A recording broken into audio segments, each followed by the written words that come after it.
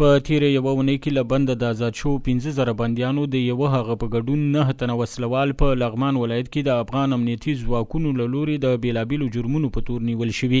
د لغمان والي رحمت الله یارمل وایي د ملي امنیت ځواکونو په تیره یوه اونۍ کې د بیلابیلو عملیاتو پر مهال 4 وسلوال طالبان، 4 غیر مسؤل وسلوال چې د عامه نظم په اخلال، ترور، غصب او ګڼو نورو پیښو کې لاس درلود او یو تن د غلا په تور لاس په لاس نیولی دی. د ښاغلي یارمل په خبره چې دغه راز په تیره یوه اونۍ کې 15 وسلوال طالبان له افغان ځواکونو سره په مخامخ نښته کې وژل شوي او 4 نورې سخت ټپیان شوي دي. د دې هفتې په جریان کې هم زموږ د ملي امنیت ویښو او زړورو ځواکونه وتوانېدل چې 9 کسه بیلابیل مجرمین چې ترهګر هم 4 کسه پکې شامل دي بالفعل ونیولی شي.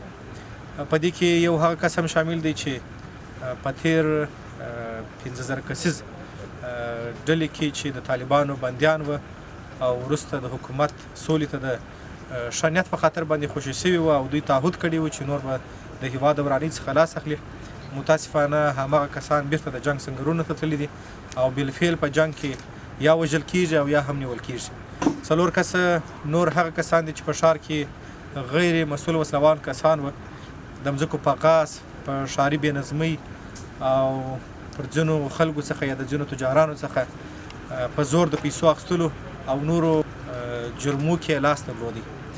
نه یوازې دا بلکې په تیره هفته کې په مخامخ جګړه کې 15 کسه ترهګر وژل شوي دي او 4 کسه نور هم زخمیان دي.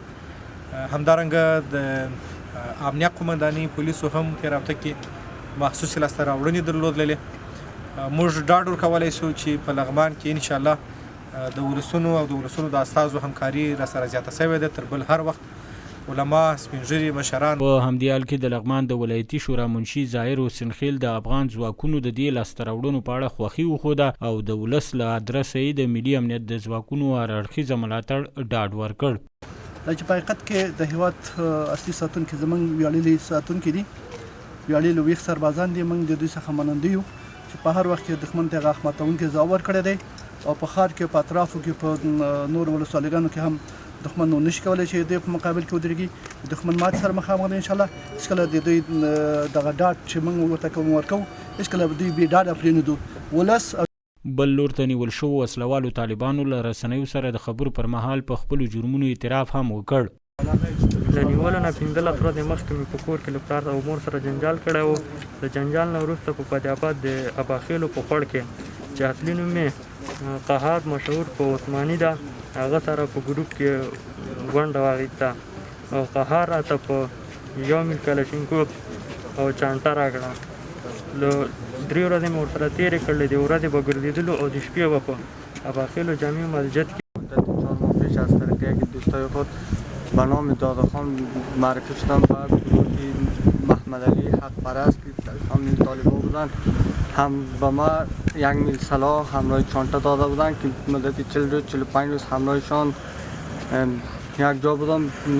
مدت 2 روز در چندال یک جای وزیر دولت چک پوینت پرداخت کرده بودیم اما این چیز دولت